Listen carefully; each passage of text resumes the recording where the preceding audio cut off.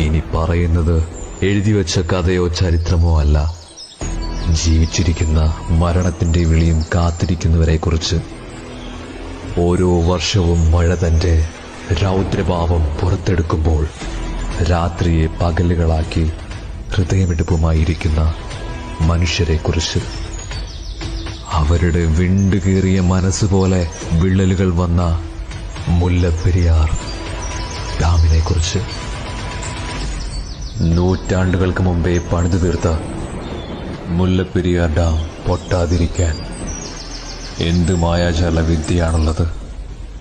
ഒന്ന് പൊട്ടിയാൽ എതിർക്കാനോ പൊരുതി നിൽക്കാനോ കഴിയാത്ത മനുഷ്യർക്ക് എന്ത് സംരക്ഷണമാണുള്ളത്? കെട്ടിയുയർത്തിയ മാളികകൾ മുകളിലിടുന്ന് മനുഷ്യരെ വെറും കളിപ്പാവകളായി കാണുന്ന അധികാരവർഗത്തോട് ഒന്നേ പറയാനുള്ളൂ: